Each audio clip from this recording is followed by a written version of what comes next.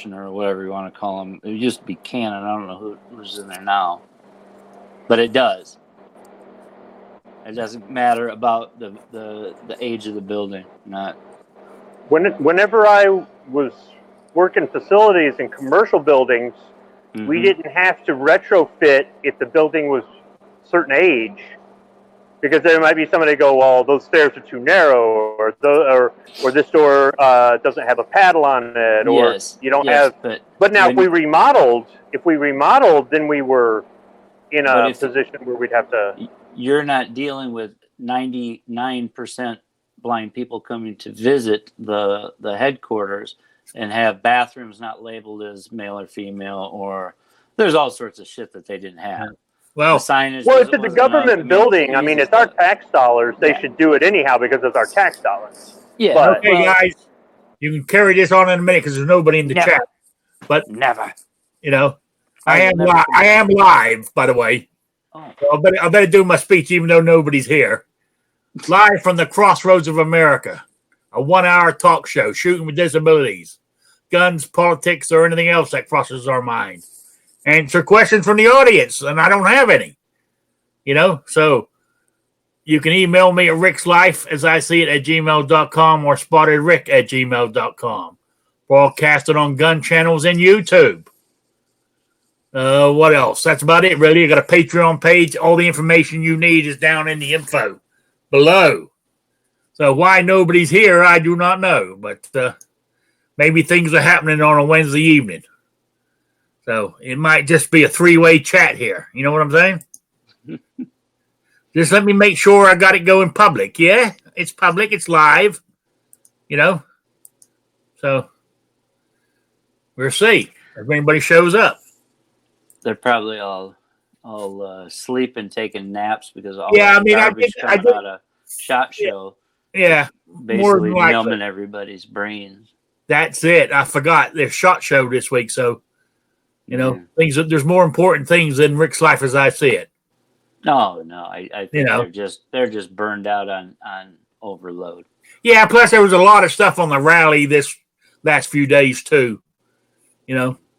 A lot of people probably taking naps. A lot of people's opinion and how it turned out and everything. But what I was going to talk, I was going to talk about that senior citizens. What the hell was the name of it again? Senior Citizens Defender. You know, I'm reading. You scroll all the way to near the bottom of their page, right? And they're saying they've had it tested by 3 independent firearm professionals. A couple of them were ATF personnel, you know, and they're saying how it's so much easier. And you're right. And they're saying here that if the ATF deems it what they call it, another kind of weapon, AOW. Yeah. That they're discriminating against disabilities.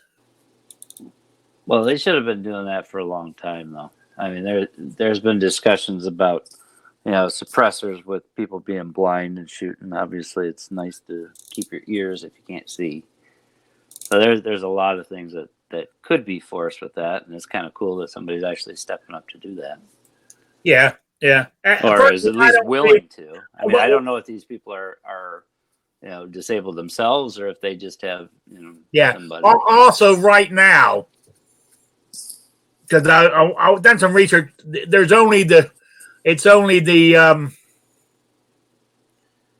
it the Buckmar 4 version or something of a 22 is the only one that's being made right now.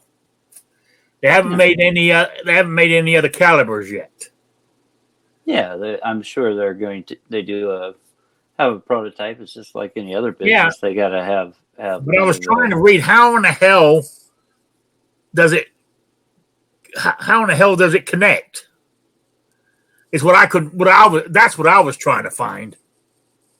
Well, there's a lot of different types of connections. I mean, I've got. There's some lasers that are kind of a clamshell where it clamps over top of, the edge of the trigger guard, there's different places. I don't know because Yeah, but I've never seen it. I know. I mean, if you would have to get one in your hand to feel it, but it actually looks like a silencer, like a suppressor, right? And it has a side grip on it, then a laser in front of that.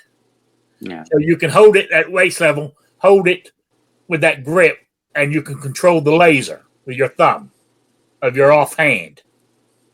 But it actually, if you held it up, it looks like it has a suppressor on it, your firearm.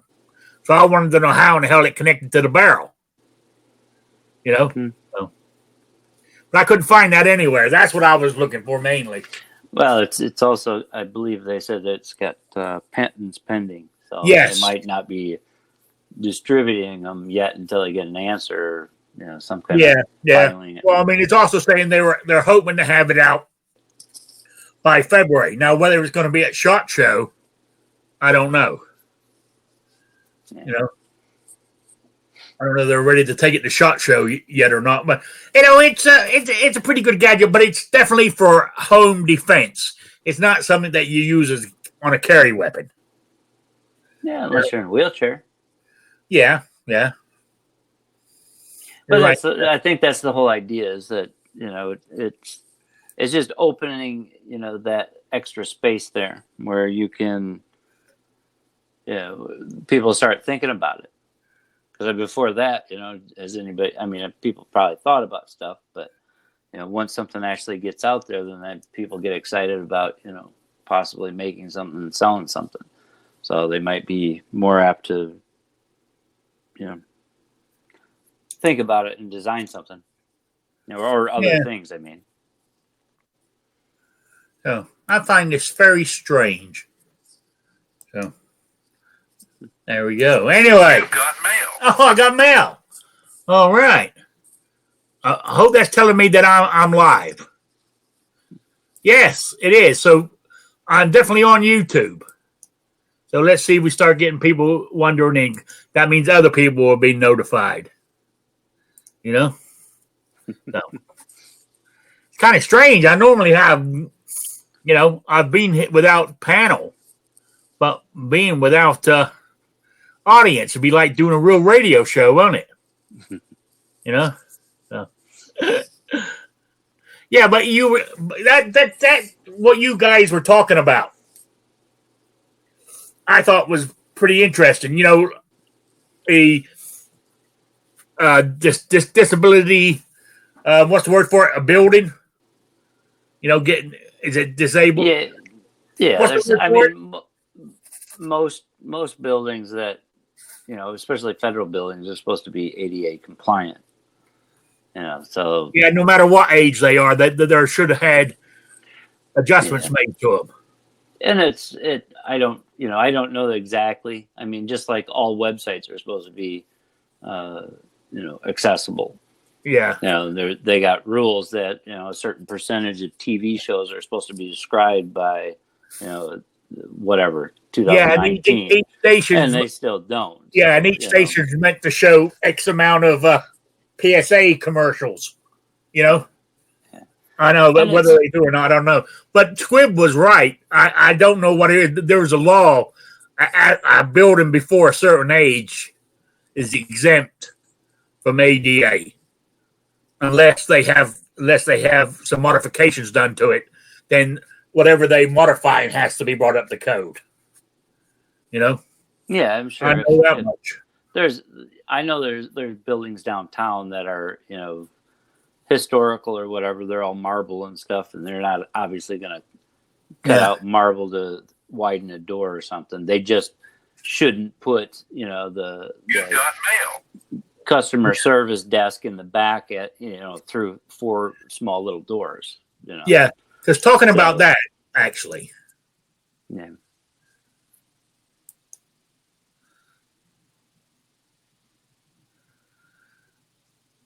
So you can, if you build a business. There is a chat and people are. I got something from Sabrina. There is a chat and there are people like me in it. So if you don't see us, there may be something wrong with the stream. Oh, right. Maybe that's the problem. The stream's working.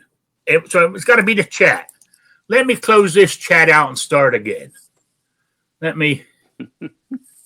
Okay. Let me reload this here. Yeah, but as I was saying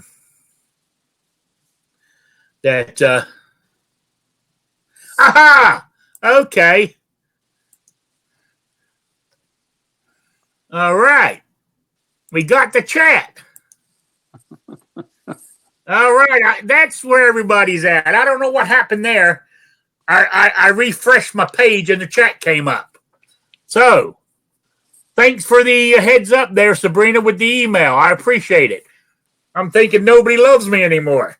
Now, how you doing, guys? Everybody's in the chat here. Sabrina, Ohio 45, Jason, Mystic Guns, Rich White. So, thanks for showing up. Yeah, I do apologize. I didn't realize the chat. I'm sitting here, nobody's here. I refreshed it, and you guys all popped up. So that's my bad. So I do apologize. You've got mail. And what I was talking about. I'm glad you sent me that email, Sabrina. I would have sat here for the whole hour.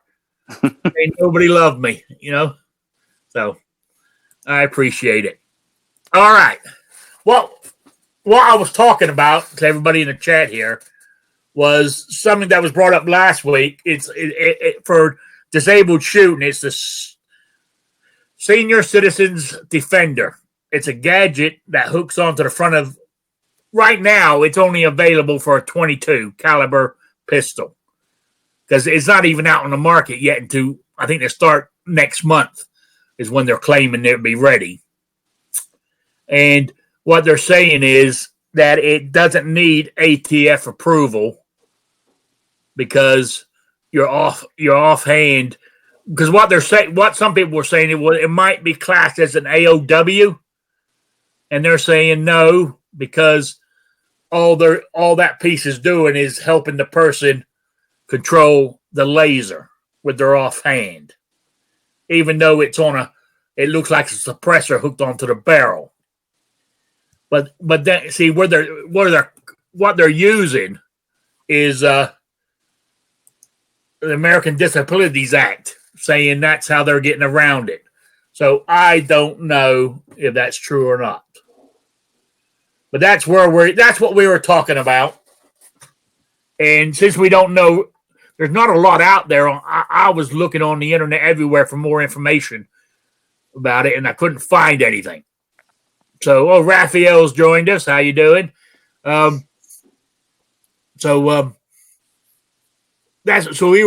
moved on from there, and we were just talking about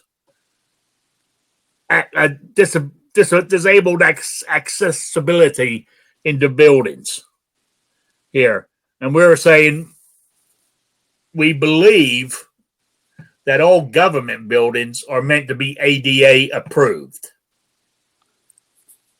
But buildings up to a certain age, they were built before X amount of years, which I don't know what year that is, don't have to be unless they have,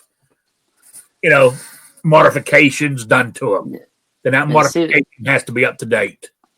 See, I still think with those buildings, if you have people from the public coming into your building, and there's, like customer service, or there's a, information desk, any of that kind of stuff that you have interaction with the public, I'm sure that there has to be, some kind of accessibility there. Now, if it's, just a building where everybody shows up and works, if you have somebody that's disabled that works there, it has to be accessible, their workstation, whatever, has to be, they have to be able to work it and use it. No, it doesn't. Okay. I'm sure. I'm positive. So we had a quadriplegic guy at our work, and we built him. Yeah, that worked on the first floor, and we built him. But we didn't give him automatic doors. He sat outside and waited for somebody to open the door. He had to wait at the door for somebody to badge him in. And we looked into it. Do we have to put automatic doors in here or anything? Like, nope.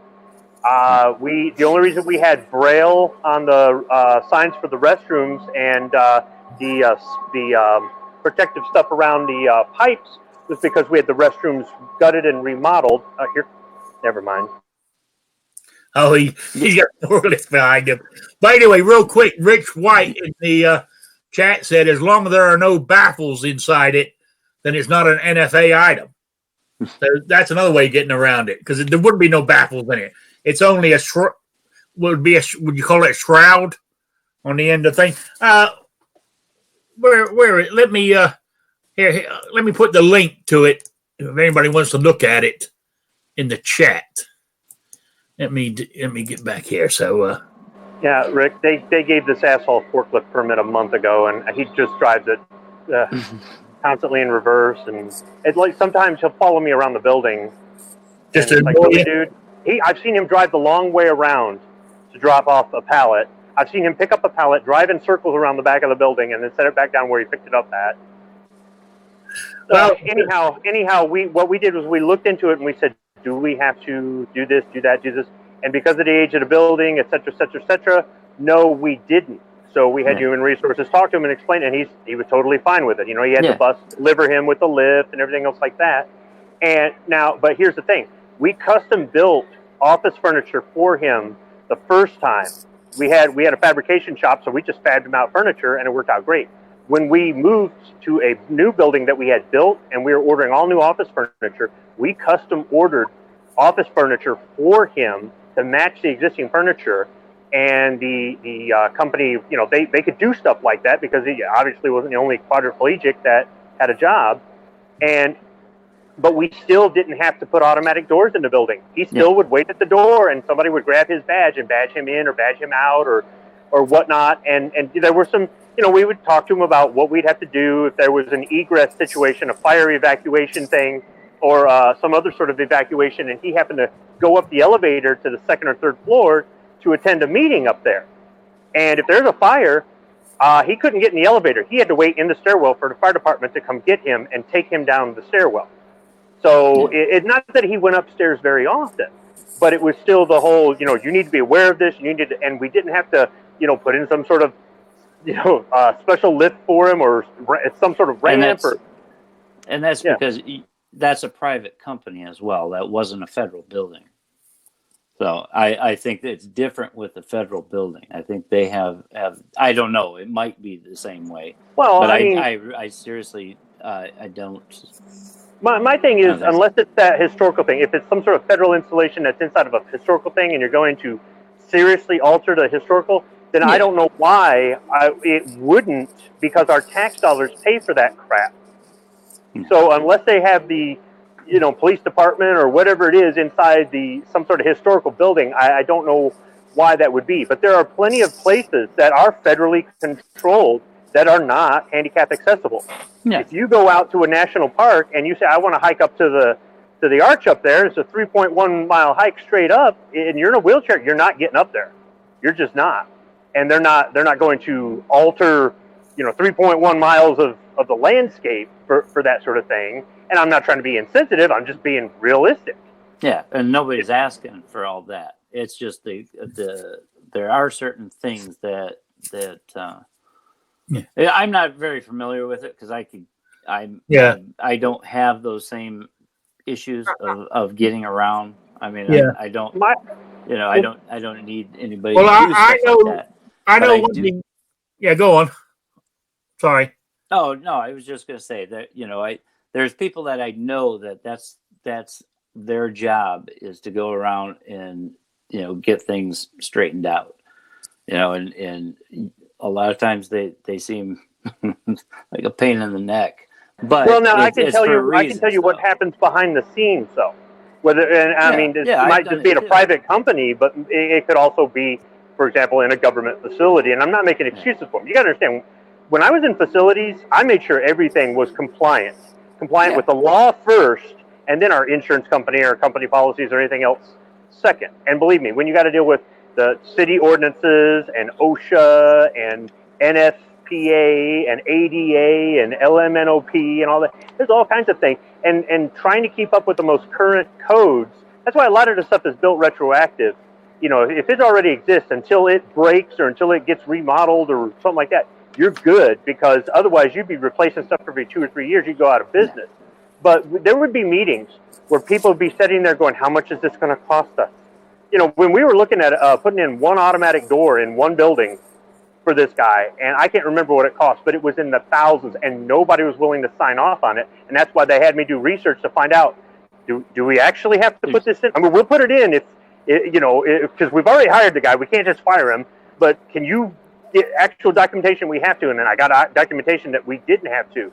And he said, I already knew that. You know, he knew. Yeah. He knew that there was. There's a difference. Yeah, but he's not going to tell you that. You should give him an electric door. You know. Yeah, there's a difference between an automatic door and having a door that's wide enough so that his chair could fit through. There's a big difference. You know, having to wait for somebody to open, you know, flag him in, that kind of stuff is a lot different than somebody having to carry him on their back. And getting an on the opposite side of the door. But what I'm saying though is they would actually have the same sort of meetings where they would tell you to spend $15,000 on something nobody will ever use because the president of the company thinks it's a great idea. It's the same meeting where they'll say, don't spend $15,000 on this if it's not a code violation. Yes, I was in the same field as you before I got yeah. Well, I know one thing. On your side of it. I know one thing. My insurance was, you know, got me my scooter, and I had to go someplace where they evaluated me and measured me to show which, you know, scooter I get, because you know how tall I am, how much I weigh, and all this kind of stuff. Then they had to come to my house to see if the doors are wide enough for it to come in, because it's actually it's an indoor-outdoor scooter is what it is. But they had my old place in Rhode Island had a step, had a deck that you stepped up. It was only one step high. Then there was a step into the door, so they had to get me a ramp to get up there to get in the door. And once you got in the door, it was 2 steps down. Now, the law said that the ramp had to be 12 foot long because of the height of the steps and the angle, the steepness of the ramp. But from the steps to my door to the basement where my washer and dryer was at was right opposite the stairs, right opposite those steps. And from the steps to that door was only 8 foot. So technically they said we can't give you a ramp for inside. Legally, we cannot do it, you know, because it's not 12 foot. I said, well, can't you just put 12 foot on your paperwork? No, it don't work that way. They don't need to know. But well, actually, he must have felt sorry for me, because when it all arrived, there was a ramp for the inside. You know, so I got one somehow. You know, unless he put down 2 for outside and to use one inside, because in the end, I had a what was it, a 4 foot ramp on the inside. It was kind of steep, but it worked. You know, so I didn't write it in anyway. You know, the thing is, when you're building a commercial building, if you can build that stuff into it when you're doing the blueprints and planning it and getting the budget together to build it, some of the things that you can do that aren't code yet, but are available and are well known, if you can build that into it's the same thing with putting a more efficient lighting system in or more efficient HVAC in or anything else. Like, if you spend the money up front, you're going to save a significant amount of money over the lifespan, not just in efficiency, but in not having to remodel. And the value of the building is going to be worth more if you ever go to sell it or lease it at a later point, because you already have these things built into it. So I don't know how that is with homes. With residential, if some people with new home construction maybe consider the fact that they want to be able to sell the house to as many different customers as possible and maybe build that stuff into it or not, because I imagine it's pretty significant in resi as well. Okay. Oh, we got a question in the chat, and a lot of people are interested. And it comes from Rich White. I just want to know what job a quadriplegic does at an auto parts factory. Engineer. Yeah, he's an engineer. He's a test engineer, not at an auto parts factory, at an R&D center. I was in R&D for 20 years. I've only been a factory rat for 2. So okay. he had a bachelor's degree in engineering, and he steered his chair with his chin. He typed with a stick that he held in his mouth and used a trackball that he rolled around with that stick. He could type on his phone that was mounted in front of his face and do everything on speakerphone. And he did everything everybody else did. He attended the meetings. He attended the training. He sat in on the meetings where we're trying to figure out a design. He scheduled, tests. He would schedule pickup and delivery of test parts to different test labs if we weren't doing it in-house. He had to write reports, do spreadsheets, everything that any other test engineer would do, except he had a special built desk that was set up higher so he could get his chair underneath it. And he had a special built computer that he could, and the keyboard and trackball were just mounted in a tray at an angle where he could move them or type on them with the stick in his mouth. And he came into work every day and worked and did his thing. And when you take a look at a guy like him, he was in a wheelchair before he went to college. He put himself through college. He got himself a job. He made pretty good money. And he got up every day and did it. So for anybody out there going, oh, I can't, I compare you to this guy. I compare you, if he can do it, anybody can do it. Anybody can do it. I bet he didn't have a cluttered desk either. He didn't have a what? A cluttered desk. No, but you know what? He had a bag on the back of his chair, and he kept all kinds of stuff in there, and he'd be like, hey, can you get this for me? Can you get that for me? Sometimes if he was taking something home, would just put it in his bag or whatever. And I mean, he had to be pretty trustworthy. He had to trust other people a lot. And there were lots of times our department had to help him out with this or help him out, which is fine. We were talking about Las Vegas. But, when you just see that guy, there are so many people out there that have these pity stories and these BS excuses. And it's like, this guy got himself a degree and got himself a 6-figure job. What's your excuse? Oh, yeah. That's the other guy who just died. What was it, last year? A famous guy. He was a paralegic, whatever you call it. What was his name? He was a scientist or a financier or whatever he was. I can't think of his name now. He talked through a special machine as well. I think he did, didn't he? But anyway. Oh, Hawk. What? Hawkins. Yeah. Yeah. He was kind of a douchebag. Yeah. I thought you were talking about the guy on Fox there, the political guy. He got paralyzed by a diving accident. Okay. No, E. Honda says it is 2 hours too long to cook a roasted chicken. Depends on the size of the chicken. And if it's in a slow roaster. So, oh yeah. But, I mean, if you're doing it in the oven and it's a small bird, of all else fails, go with the standard fallback, 20 minutes a pound plus an extra 20. So that will, Stephen Hawkins was his name. According to Midnight Range, made a majority of his money doing voiceovers for the Transformers movies. So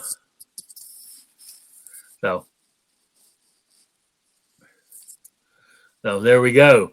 So anyway, Ohio 45 tells E. Honda buzzards go for 2.5 hours. So, all right, we're trying to help him out with his chicken there. Even though this ain't a food chat and it's not Saturday, so But yeah, so so back to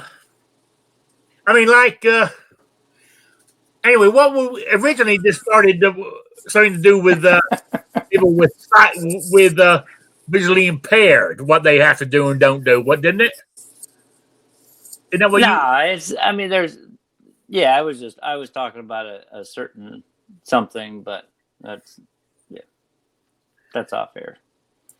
Oh, okay. No, there's guys that, I mean, I know a guy that goes through and he's pretty much national. He'll go around and find the things that are, that people are trying to skate by and not do or whatever. Because there's different things, electronics, like websites. Websites are supposed to be accessible.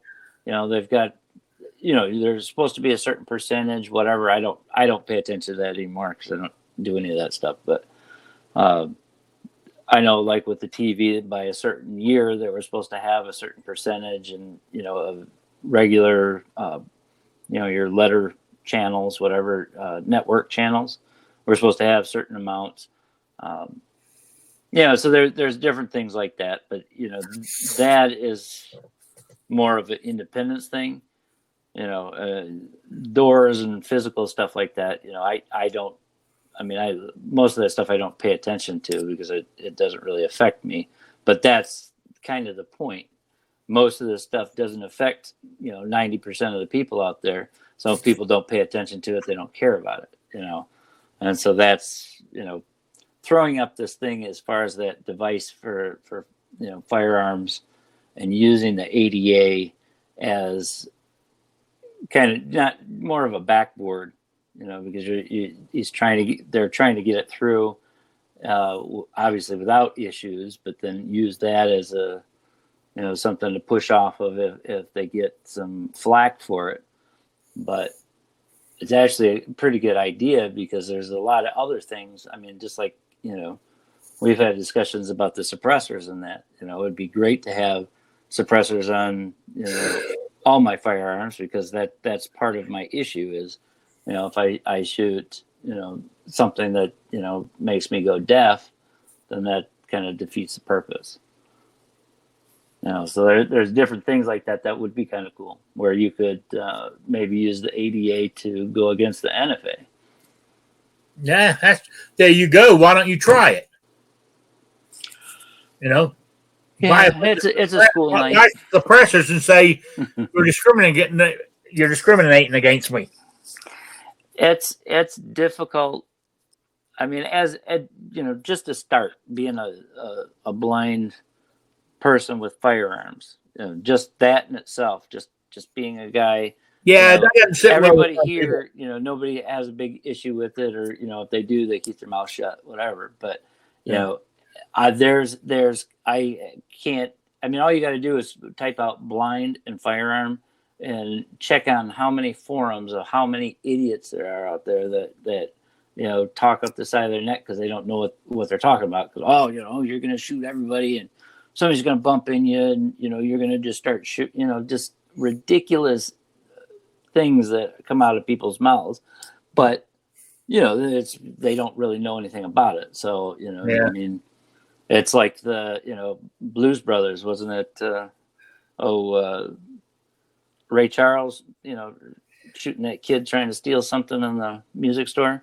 It was a big joke, but so to actually come out and talk about it, like I said when I first came out, there are a lot of blind people out there that shoot, that have concealed carry licenses and stuff, but they're not going to talk about it because there's a lot of flack that you catch, and if that's not your thing, if you're going to college and you have a family and stuff, last thing you want to do is spend all your time discussing that. Me, I'm single and I got a kid that she does her own thing, so I ain't got nothing else better to do. But so it's hard because you want to. I mean, that's why I'm part of a couple groups that talk behind the scenes about a lot of stuff, and which is great. You get a lot of information, but when you can't, it's hard to disseminate that information to just anybody because most people either they don't know what to do with the information, it doesn't affect them, or they're totally against anything like that because it's so far out of the norm. So it's different if you're you have one arm. That's why they have braces for pistols. It's not because of guys wanting to, shoot more accurately. They are AR pistols. Has nothing to do with that. It was designed for guys that only had one arm, so that they could shoot. That's the whole reason they're there. That's why there is a little strap on that brace. But I don't know. So there are things out there, and it's easier, obviously, if it's just it's a physical thing, because then people kind of can see it, they can understand it, and they can, maybe come up with ways, and they say, okay, it's not that bad. I mean, people can drive vans that, if they're paraplegic, or I don't know what the extent is, but people that are paralyzed, they can still drive because they use hand controls and stuff on their vehicles. There's not many hand controls that they'll let me use anymore in the car. But You know what though? When you said type in blind and firearm into the computer and on the search and see what kind of opinions people have out there that are because they have no experience with it, so it sounds like when somebody who's never had kids before tries to say what's wrong with kids today or the parents and this, that, and the other. It's like, well, have you raised any kids? Well, no. Okay, well, dude, I'm not saying you should shut your mouth, but I will say this: you have no idea what you're talking about. But that's any of those forums. You look at any forum that says concealed carry, just concealed carry and blind. If you type that out, you will not believe the venom and the nastiness and just the sheer, I don't know what you would call it. People being appalled that somebody would even think of that. And this is not the anti-gunners. I mean, they have their own thing, but that same feeling that the anti-gunners have against people that like those firearms and why would you want something like that? That's the exact same feeling they have. Are these idiots that are pushing that, blind people get, I'm not saying everybody should, be shooting if you're blind or not. I mean, there's obviously limitations and things like that. You got to know what you're doing. You can't just, pick it up and run, whatever. But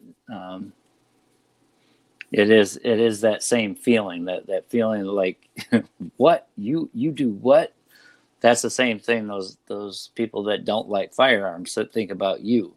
So when you get that feeling, because I mean I know that was one of the things on when I was on the Midnight's chat, and when I finally had that guest coming out or whatever, and everybody was listening to it, that feeling that this guy's a blind guy and he does what, that feeling, and how that made you feel that first time you heard it.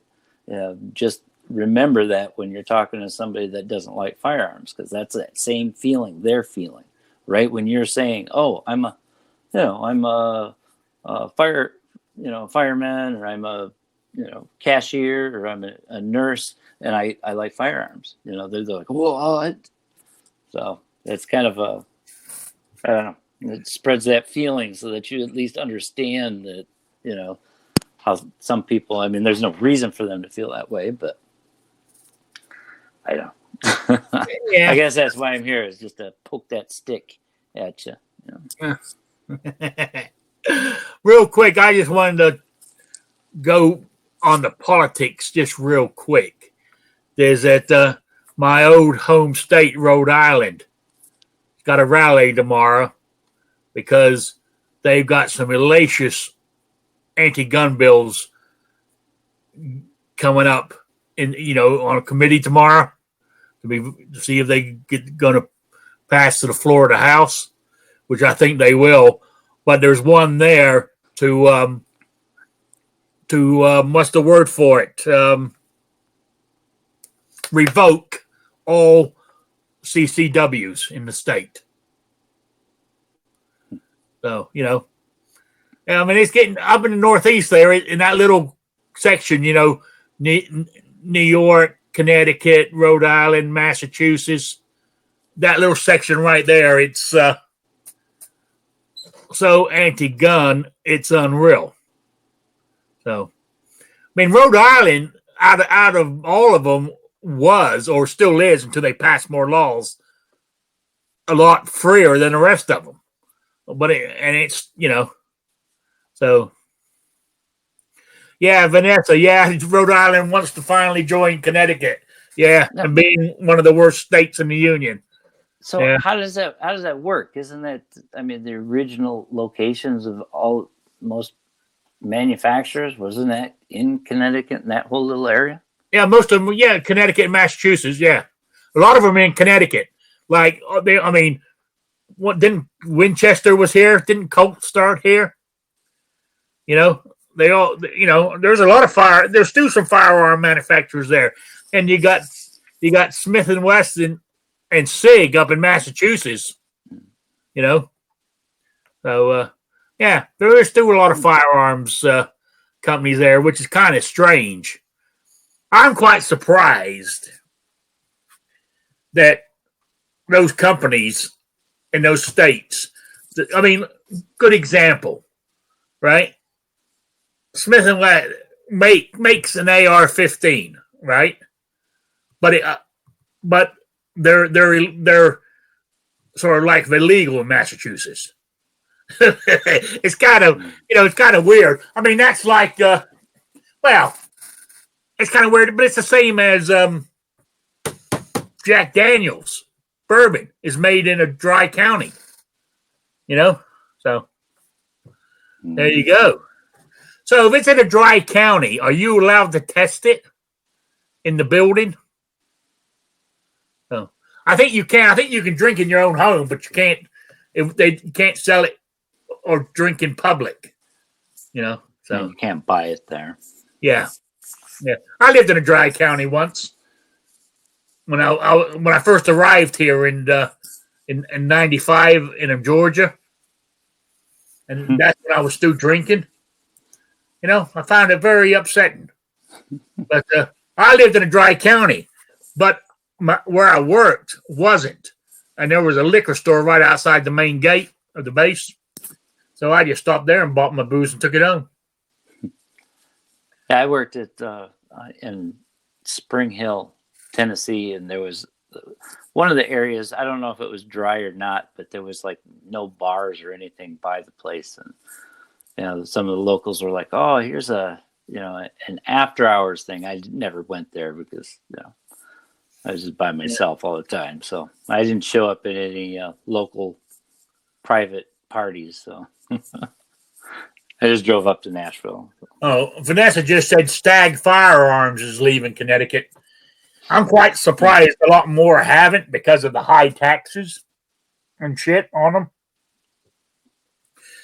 But Connecticut, besides, I mean, people don't remember the guns that are made there, but Connecticut's mainly known as the insurance capital of the United States. That's where all the insurance companies hang out in Hartford there. So just thought, in case you guys wanted to know that little tidbit of information. So,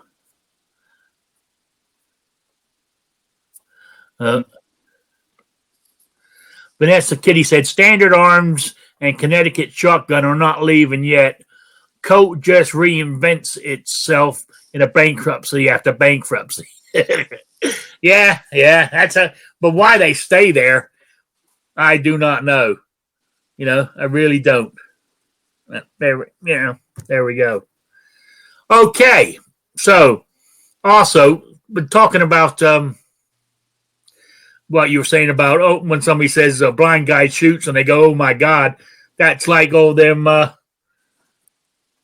people. I mean, I was a bit apprehensive about the rally on Monday, but nothing happened. Which was great. That nothing did happen. It was a great. I mean, I was saying this in the chat this morning. I mean, as a 2A rally, it's the biggest one I've seen or heard of since I've been into guns. So what's that, about 4 years now, I think? So,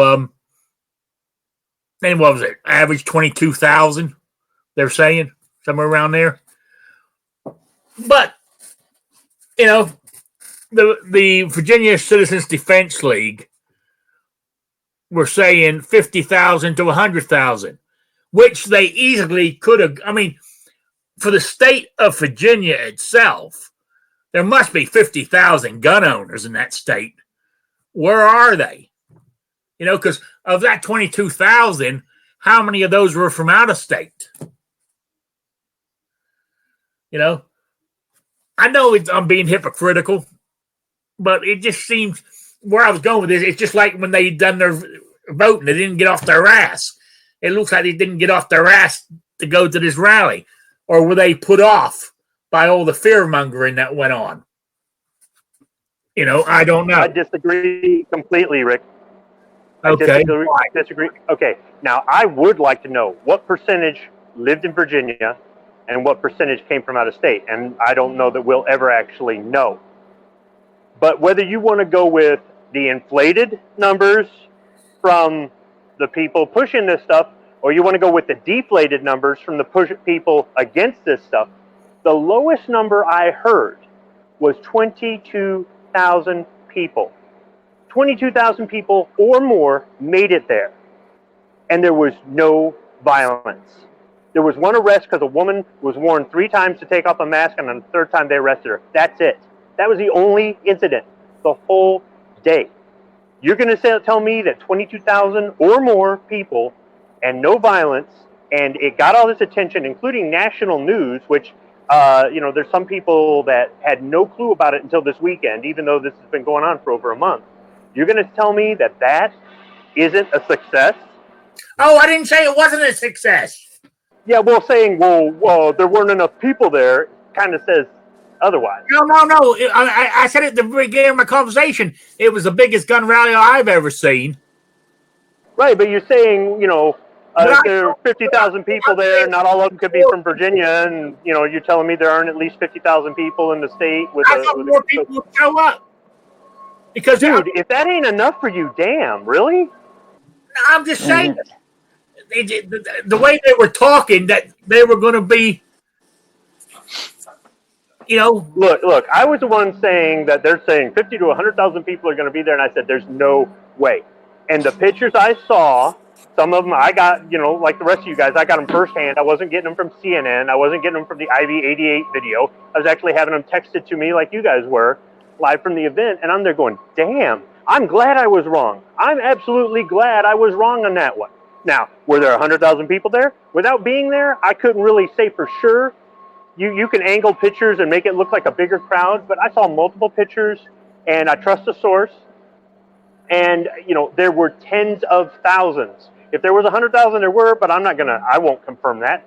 I'll go off the bare minimum, which is 22,000 estimated, and I'd still say that's a hell of a lot of people to get in the Capitol at a rally.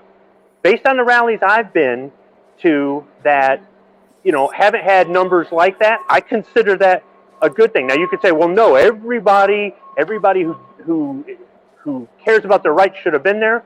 It's not always that easy.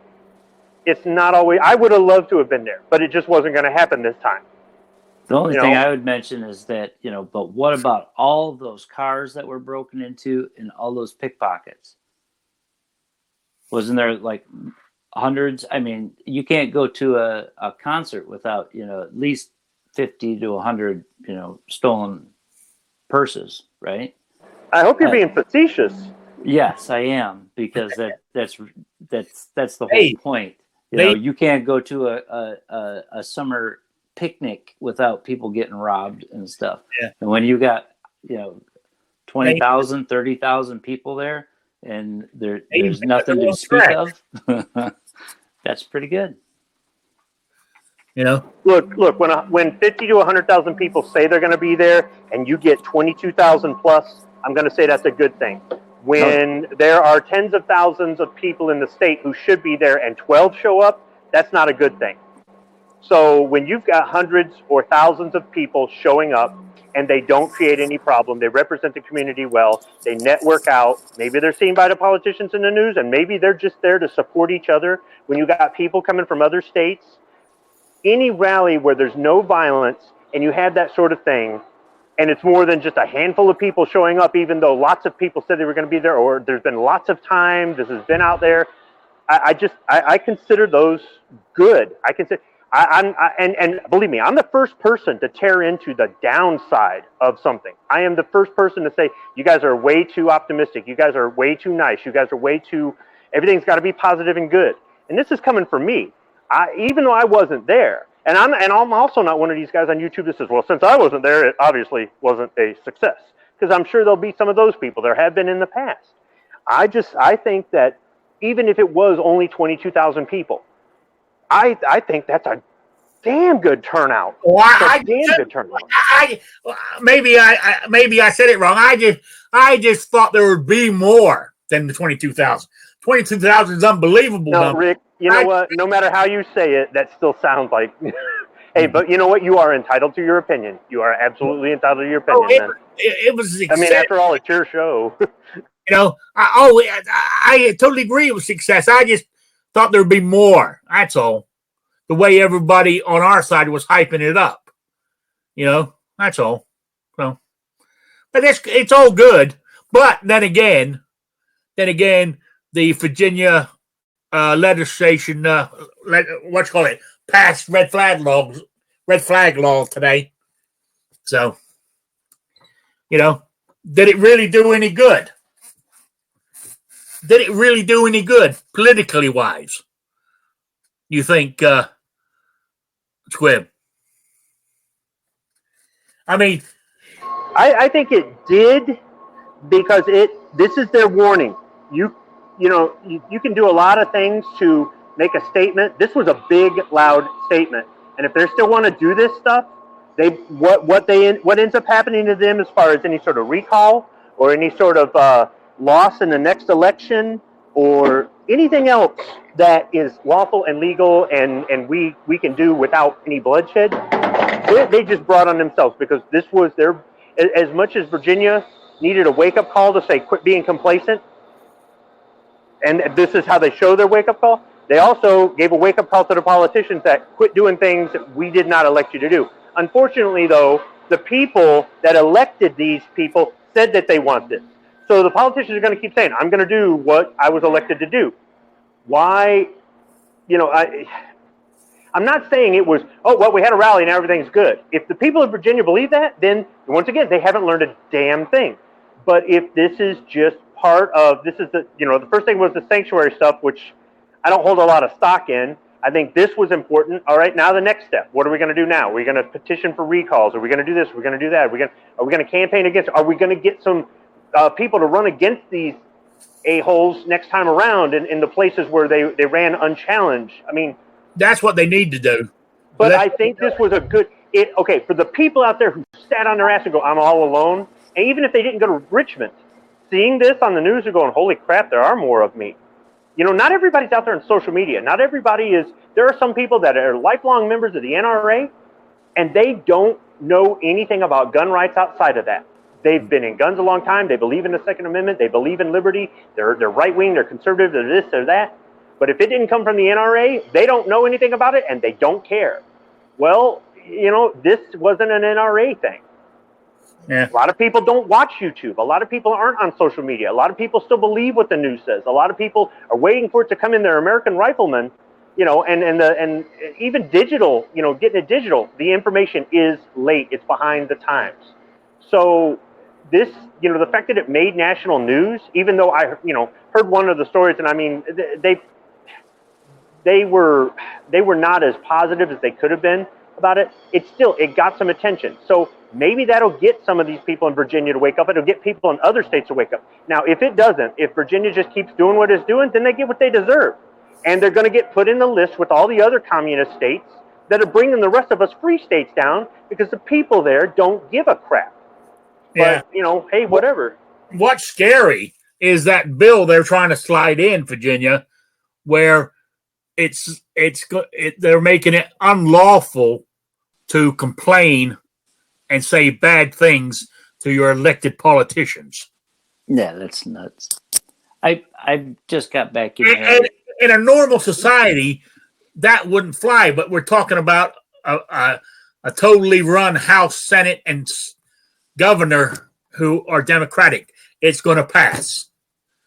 And so, theoretically, So that demonstration or that rally yesterday, right? And like everybody calling him blackface Northam will become a crime. You know, I mean, really, it's more than 2A. It's about our freedom. Is what that was all about, I think. You know, and hopefully the rest of the country will wake up to that. It's our freedom that's on the line. You know?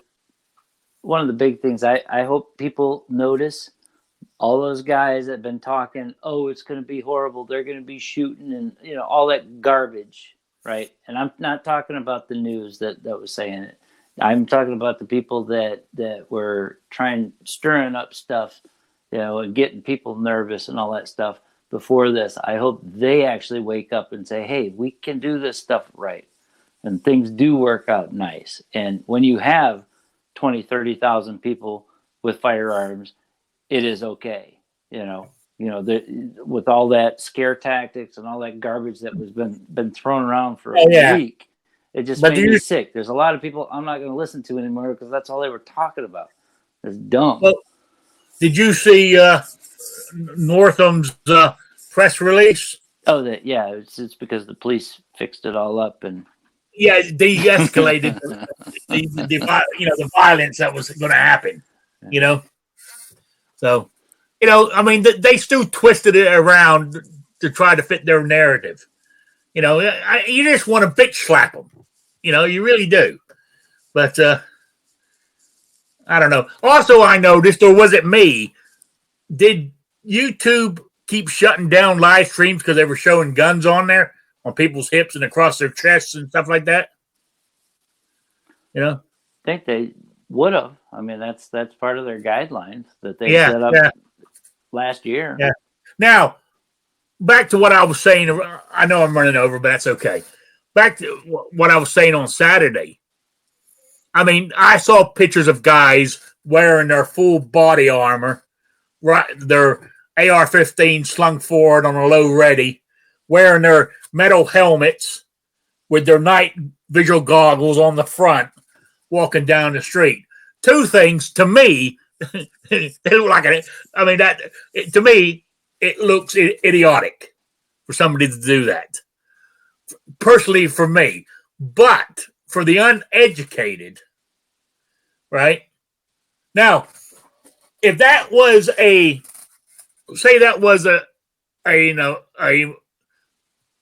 military guy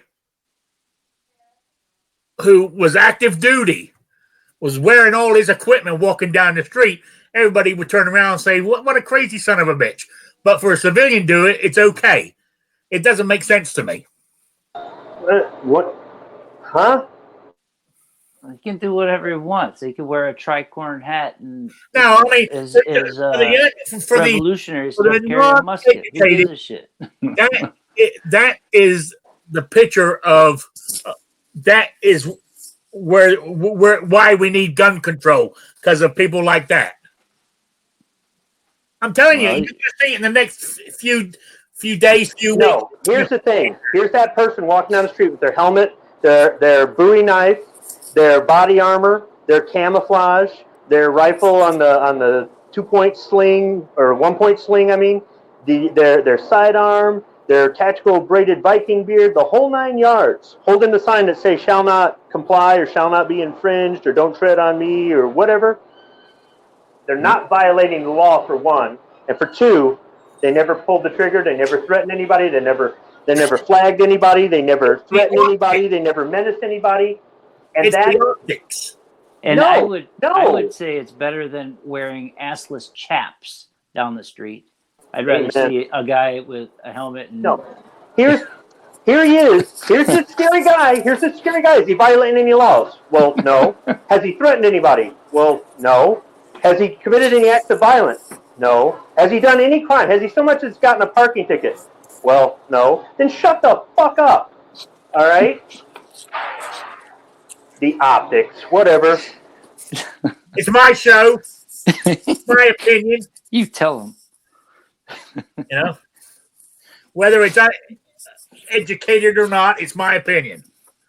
You know, maybe that's because of spending all those years living up in the Northeast where you're surrounded by gun control. Have you gone to a rally yet, Rick? What?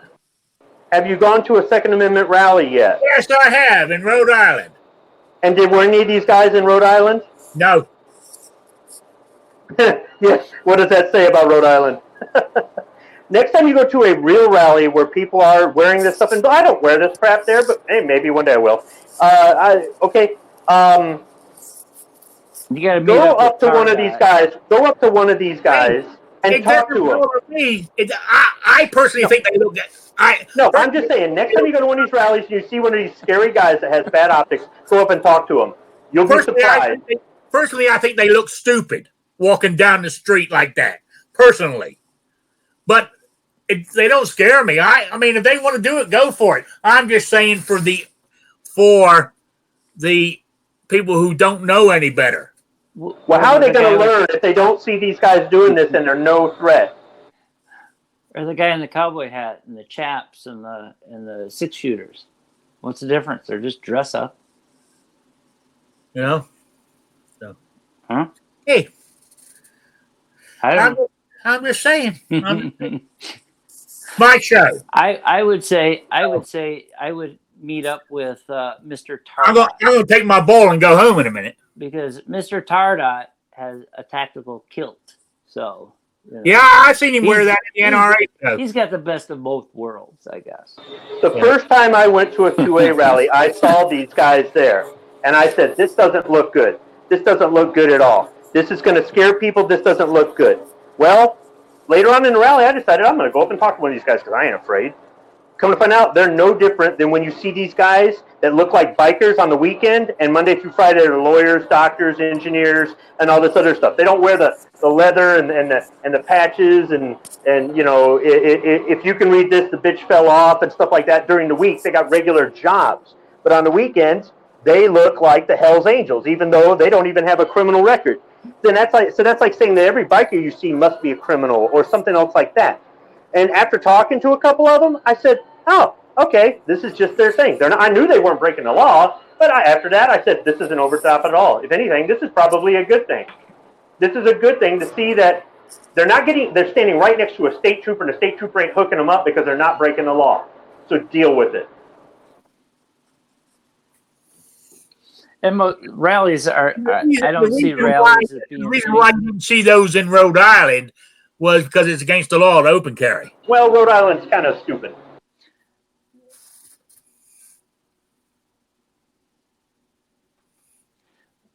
Either way, the rallies aren't for the optics of everybody out in the country anyways. I mean, I guess there could be to a point, but it's more of getting everybody excited about getting off their butt. Oh, yeah. Yeah, that's true, because when we were at the rally last time, I said to you, did you see that? And you're like, no. No, I didn't even pay attention to it. Yeah, I agree. But as I said, I guess when I'm going on about the optics, it's from living all those years in the Northeast, right? That I could tell that would be the first thing all my friends, all my Democratic unfriendly gun people would say to me. The funniest thing about the Michigan rally, you know, everybody worries about the newspapers and the TV cameras focusing in on that crazy person, right? You know, that one weird person, and that talks all crazy. Well, I mean, at the Michigan rally, I was interviewed because I was open and carrying with my little white cane and everything. So I was that crazy guy. Oh, yeah. Scared but you see, though, that's just it, Rick. Okay, people complain about the people in California are upset about the jobs and the taxes and everything else, so they move to Texas so they can have a better life. But when they move to Texas, they take their politics with them, and then they take away the freedom that's always been in Texas because they bring their California politics with. You're bringing your Rhode Island politics to Indiana. Do you see what I'm trying to say? Oh yeah, absolutely. I'm not disputing that. I'm not disputing that. I said I don't think there's nothing wrong with it. If they want to do it, do it. I personally think it looks stupid. Here's my thing. It's when the guy with the body armor or the guy wearing the suit, or the guy who is just in jeans and a t-shirt, armed, unarmed, I don't care, goes up there and on the speaker talks about we're gonna start the next revolution, we're gonna start the next civil war, we need to kill this person, that person, we need to create this, armed conflict against, we need to resist, and we need to this, and we need to, that means more to me than somebody out there walking around with a damn machine gun or something. Okay, as long as it's, everything they're doing is legal, do it if you want. If you don't want, don't. But what you say, for me, means a lot more, because you could be wearing a suit and tie and standing up in front of the crowd calling for a war. Or you could be up in front of the crowd wearing as much tactical gear as you want, calling for war. Either way, you don't represent the community I'm in. Or you can make a video talk about cutting fences and breaking them down. Yeah, but you know what? I bet you that got a lot of views, a lot of thumbs up, and it's all about the analytics for some people, isn't it?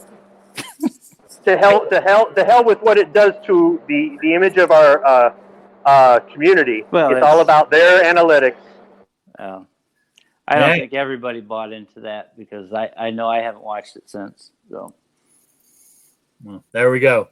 Oh, just for those people who weren't listening on Saturday, the question for the swag pack being by lunchtime, 12 noon Eastern time. My question was, on the TV series The Sun, starring Pierce Bronson, he played a character called Eli McCullen. In season 1, episode 4, I want to know the make and model of the rifle he was carrying. That's it. So that's that. I mean, I need to. Yes, you're right. My views need to change on that kind of stuff. If they don't, I'll just argue with you. But at the end of the day, I'm not saying change or die or any garbage like that. I mean, your views are your views. I'll disagree or argue or and just likewise, if I've got something else, like, hey man, go ahead, throw it at me or whatever. Don't think I don't understand where some people are coming from when I disagree with them. I absolutely do. And sometimes I think they even have a point, and sometimes I think we're both right. And then there's other times it's like, nope, I'm just not. And maybe it'll get me kicked off a show one day or something. I don't know, but I'm not going to tell you have to change. But I'm just saying, the way you're looking at it, you're doing exactly what people who want to take away our freedom are doing when you have that opinion. So if that makes any sense, I guess maybe it's more like, think about it from that point of view, but it's your life, do what you want. Don't worry, Rick, I'm going to send you a helmet. Okay. I was going to send him a plate carrier. We're going to hook him up. Will you send it with the night goggles scratched? So, but talking about that, I don't know what kind, as I said, I don't know what kind of firearm was it. There was some guy there who had a humongous rifle with him. I can't think what it was called. A Barrett M82A1 50 caliber rifle. Is that what it was? Oh, yes. Did you hear? I mean, when you think about him, he was from upstate New York. He owned a gun range. No. And he drove down. Now you think about it. He drove from upstate New York down there, and look at the amount of states he went through, especially New Jersey, right? And he had to get through the rest of New York, New Jersey, and what's that other commie state along there? Maryland?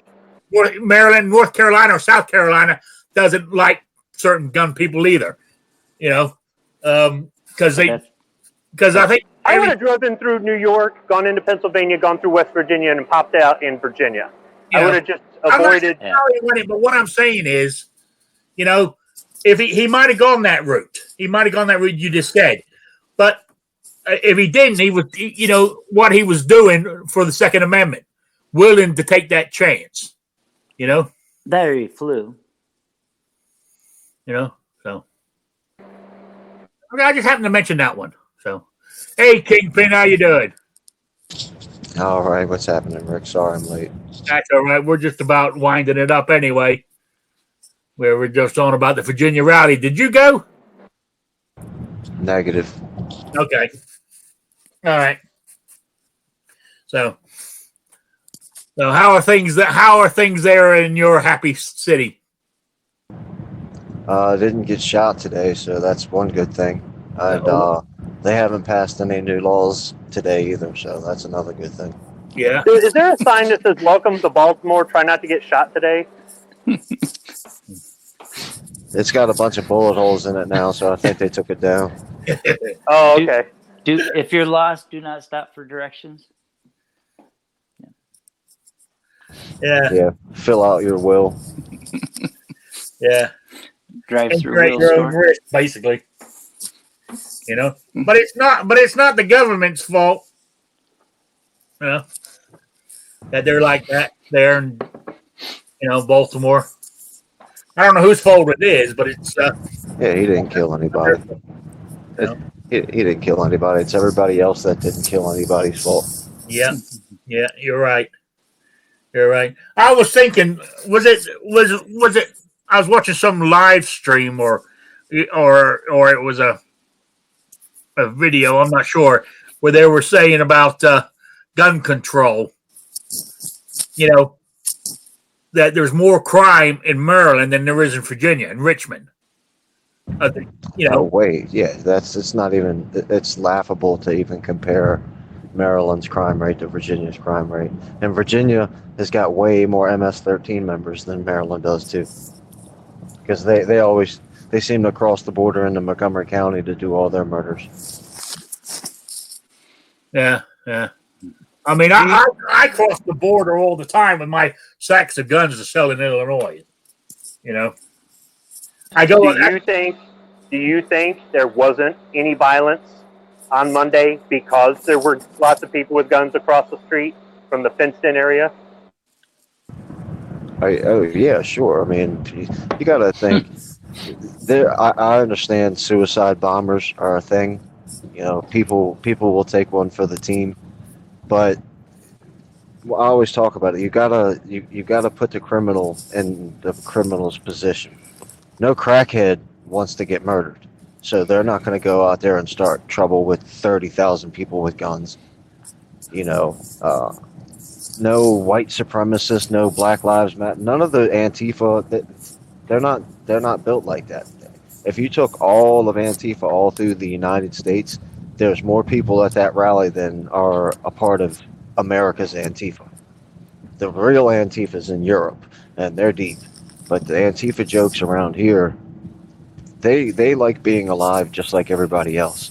You know, so unless you had that Manchurian candidate that they had rewired his brain to go out there and basically commit suicide for the cause, nobody was going to get out of line. So there you go.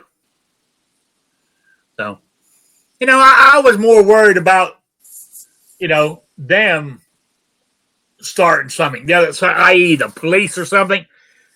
One of them gun ho young recruits or something. Do you know how many cops were down there doing their job begrudgingly? I don't know.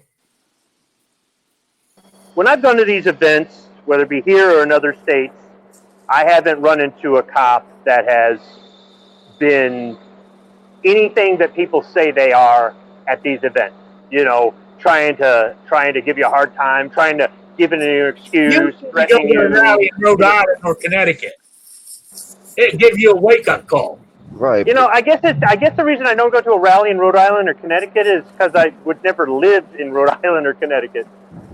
There's plenty of pictures from the Virginia rally of uniformed police officers standing there with signs with the protesters, maybe even a part of the protest.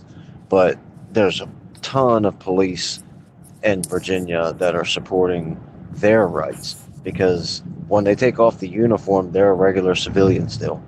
So, when Ralph Northam, shuts down First Amendment, Second Amendment, all the other ones, the civilian side of the police department's going to have to deal with it too. True. So, but there had to be maybe the Virginian cops are different, but in Rhode Island, we had plenty of police who didn't believe that civilians should have guns or carry them. You know what, though? I'm kind of glad you're saying this, though, because I've been trying to work on a speaking squibbish, and I keep running into a wall on it. And actually, some of the stuff you're saying right now is kind of helping me with that.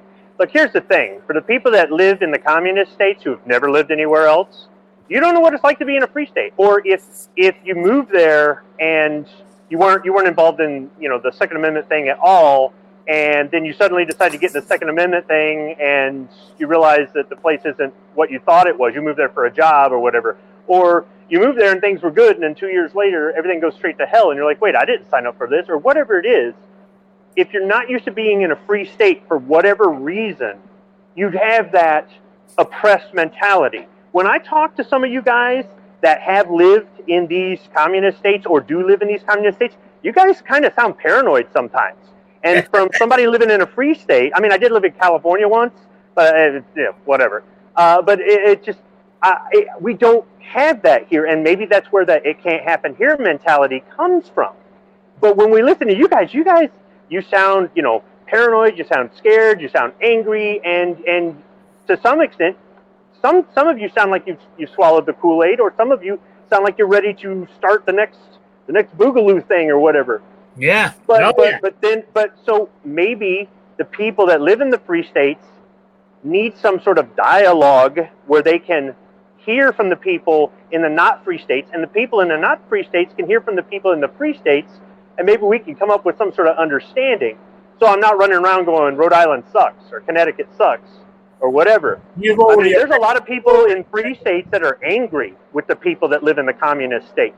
And there's a lot of people in the communist states calling for people in the free states to do something about their plight. And it just seems like there's that's something that maybe we could work on in the community, just as far as on a communication level. Anything else I don't know, but there's a chance for that. I say it all the time, and I actually stole it from Midnight. He's the first person I heard say it, but don't Maryland your state. You know, he said don't Maryland my PA. So don't Maryland whatever state you live in. And I'm telling you, as a warning, I've listened to it forever and ever and ever. Especially that's why I'm so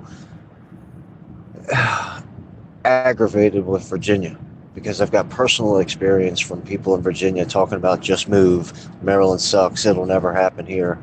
If you don't think it'll happen where you're at, call somebody that lives in Virginia and ask them what they feel like right now. Because you can't just disregard us that live in the communist states. You know, we're warning you. Don't let it happen where you're at. And most of the free staters say the same thing. It'll never happen here.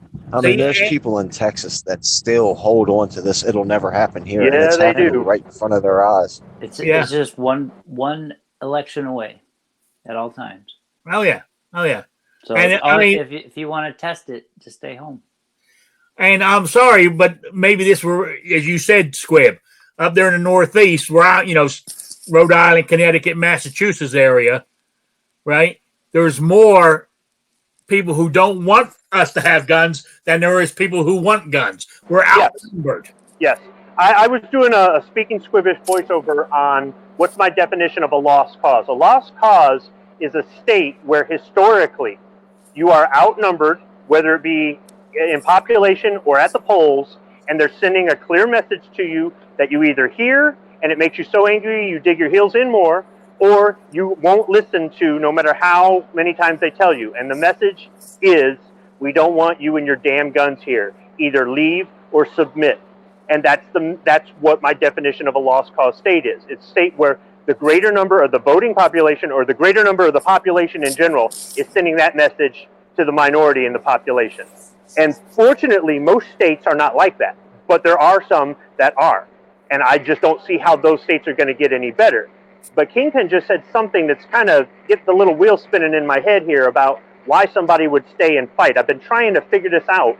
And I'm not talking about for personal reasons, because that's a temporary condition, or that's just a matter of priorities, and I'm not going to judge somebody's priorities on that. I'm talking about if you had every opportunity you could to relocate and you still don't relocate, other than the standard I'm too chicken shit to move away from what I've known, what are the other reasons? What are the other legitimate reasons for staying with regard to I'm the second, or my liberty is one of the most important things to me.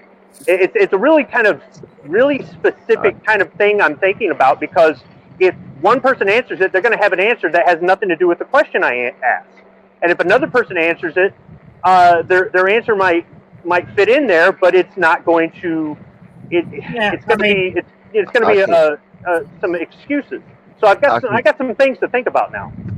I can give you my answer for that right now.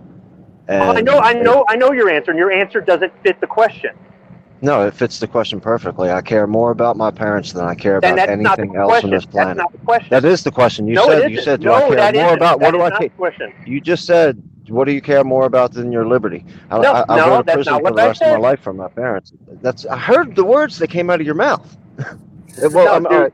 Re-explain it to me. That's I why have to I say keep. Okay, yours isn't an excuse. Yours is a reason. I'm talking about if you didn't have that, or the 10 or 12 or 20 other things that are like that that put something other than your liberty. Your liberty is not the most important thing to you. Okay, so when you're out there saying my liberty is the most important thing to me, and I have nothing holding me to this state, but I won't leave. Okay, why not? Because I'm going to stay and fight. Okay, why stay and fight? That's the question. No, okay. The way I would answer, if my parents would move, or that my parents weren't alive right now, I wouldn't live in Maryland. Period. Because I agree with you.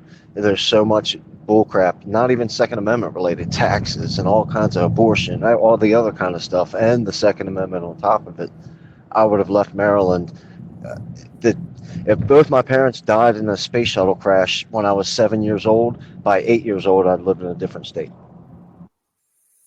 But see, my question isn't directed at you because you have something. It's like somebody who's trying to finish college or finish their externship, or somebody who says, I'll move after my kids are grown up because I don't want to take them out of the school they're in or take them away from their friends. Or it's the people who don't have anything that they're holding more important, tethering them to it, but yet they're pounding on their chest saying, this is the most important thing to me. Then why are you staying? Oh, because yeah. the people there don't want you there. The people there don't want you there, and I don't see what you think you can get changed. And I hear all these people saying, well, you just want to cut and run, or if nobody stays and fights, who's going to fight? And it's like, you can fight and fight and fight, but when you're outnumbered, how are you going to ever win? Or how are you going to make any headway? How are you going to, you join the Marines, that's what you do. Yeah. So basically, you're making the the gun friendly states. You're making the area smaller and smaller and smaller, to eventually there might only be Kansas left, and you're surrounded by nothing. I disagree. Gunners. If you're in Rhode Island and you vote for the people who want to protect your liberty every time, and every time they lose, and you keep losing more rights, and you are not going to change the way you vote, and then you move to Indiana, which could turn the other way, and now your vote is actually being effective, then you just helped Indiana. You strengthened the state that is not too far gone, or that can be turned around. You left a state where nothing you do is ever going to matter. You move your resources to where they're more effective. If you had the resources there, no matter how you employ them, they don't serve a purpose, and you've got another area that could use those resources, and it can be salvaged, saved, or reinforced, then you move your resources there. But if the objective is worth it, then you stay and fight. The only thing is, in a state that for decades has been saying, we don't want you and your damn guns here, how are you ever going to make any headway there? I don't know, but by having 10 kids and teaching them right. I mean, people were saying, and some people still say it. People were saying only 5-6 years ago that Illinois was a lost cause, but they've got concealed carry now. They never had it, and all this kind of stuff. They have some strict laws, but they've also won some good stuff too. By people who stood there and fought. I'll be back in just a second, Rick. All right. Yeah, actually, I got to skip out. My daughter is home, and all right. I have priorities more Yes, than Squib's liberties. yes. My Yes. priorities are Yes. higher. I've on my overrun list by than- half hour. You know, I've given up, you know, my dinner right now. Oh my goodness. Oh my And what goodness. was that supposed to be tonight? Grilled cheese. That's Grilled my cheese. that's I my mean, new thing on seriously. Wednesday, Nice. you know. Nice.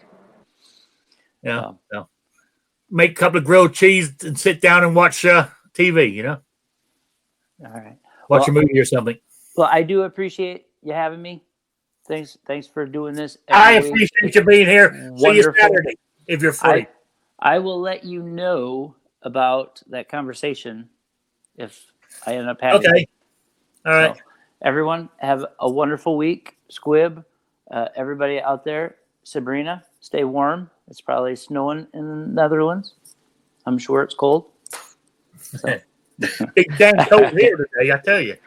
All right, we'll see you later. Thanks. All right, see ya. Okay. Good night.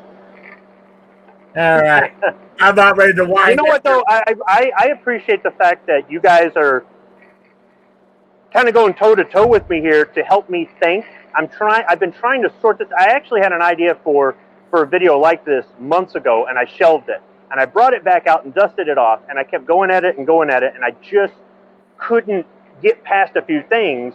And I was really gonna kind of try to save this for another show, but it just sort of happened here. And you guys have given me a lot of stuff to think about, so I kind of have to go back to the old thinking chair. Yeah. Yeah, you're right. You're right. I mean, but what you call it? Saying I think Rich White is saying that Kingpin's going to move to West Virginia. Oh, West Virginia with all those different kind of monsters they have there, you know. So yeah, here, love that. Oh. He'll be well armed. He'll be able to protect himself against the Mothman or something. Yeah. So, all right. I don't know where he's gone, but I'm going to start winding this down because it's getting late. I'm getting hungry, and it's been a good show. And I want to thank you very much for being here, Squib. It's always a pleasure. You know, you almost had me picking my ball up and leaving, but I stayed. Well, I took over the show, so now I know how Patriot feels. I kind of like that. I think I'm going to do this more often. Yeah, there you go. All right. I want to say thank you for everybody out in the audience for being here. I appreciate it. If you got any questions, just email me at ricklifeasiseeit@gmail.com. Either for this show, Shooting with Disabilities, or Saturday's show, which is open topic. I would appreciate it. If you got any what's it? I'm watching. Sorry, I'm Rich. I need to quit watching Mountain Monsters because I'm starting to think it's real. I just love watching that show. I find it hilarious. You know. So anyway, Go down there to Florida where they got the skunk ape, right? oh yeah. But they got more creatures in West Virginia than any other state. They got Bigfoot and they got the Mothman. What else do they got? Oh, they got Heroin addicts. what? Nothing. I'll retract that comment. Okay. They got Rich White. Squib? Yeah, he does kind of look like a monster. Yeah. They got I'm trying to think of their names of them, but there's something there. There's a big humongous dog. There's another big humongous looking cat and all this kind of stuff. I can't remember their names now, but anyway. All right. I'm getting out of here. I want to say thank you for everybody for showing up in the chat there. And you got anything to close out with, Squib? No, I think I said too much already. Okay. Mystic Gun said she heard that comment, David. So, Kingpin, I'm glad you showed up late, but I'm glad you're here. It's always good to see you. Thanks for having me, Rick. Always I a missed you pleasure the to last see couple of shows. I figured you'd be working.